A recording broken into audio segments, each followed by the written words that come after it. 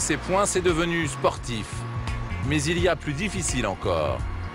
Obtenir le permis quand on l'a perdu ou quand on ne l'a jamais eu. Et même quand on conduit depuis 15 ans comme Mehdi, c'est loin d'être facile. Mehdi, c'est l'artisan que nous avions suivi dans les rues de Paris. Il roule sans permis depuis 3 ans. Aujourd'hui, il a rendez-vous avec un psychologue. C'est obligatoire pour ceux qui ont perdu leur permis. Vous venez pour les tests, pour repasser le permis. Le psychologue, qui a souhaité rester anonyme, a loué une salle dans cet hôtel pour recevoir ses clients du jour. Il n'est pas fonctionnaire, mais salarié d'une entreprise car l'État a délégué ses tests à des sociétés privées. Alors le premier test, c'est un test de coordination motrice bimanuelle, c'est-à-dire que vous allez travailler simultanément avec les deux mains. Et vous avez 2 manettes qui sont unidirectionnelles pour piloter le bille que vous voyez à l'écran. Donc main gauche et main droite.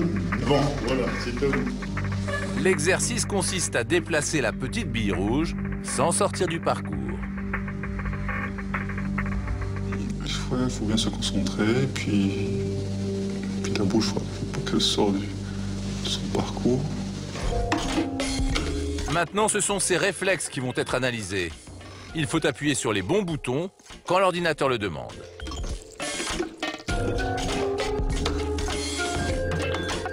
Allez, on va jeter un coup d'œil sur les résultats.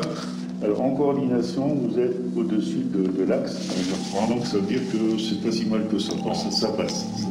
Ces tests servent à révéler de graves déficiences, incompatibles avec la conduite. Vous avez obtenu 274 bonnes réponses. On va dire, en conclusion, que vous avez de bons résultats. Là. Avant, il fallait être un conducteur dangereux pour passer devant un psychologue. Du permis seulement. Depuis l'instauration du permis à points et la tolérance zéro, c'est plus souvent monsieur et madame tout le monde qui se retrouvent derrière le pupitre.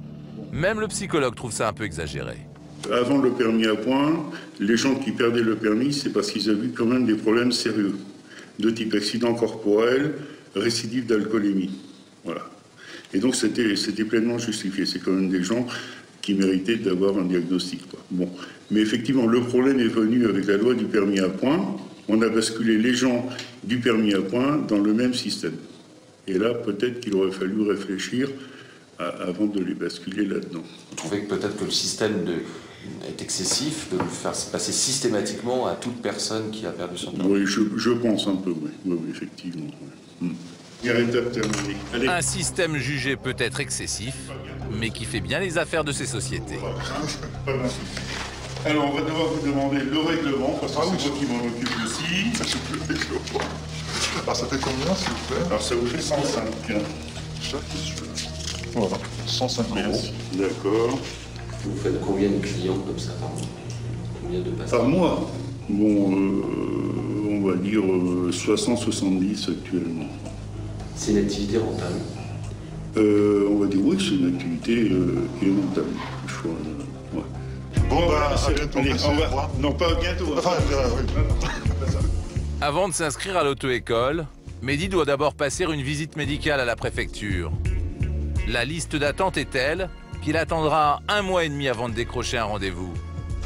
1 mois et demi de plus à conduire dans l'illégalité.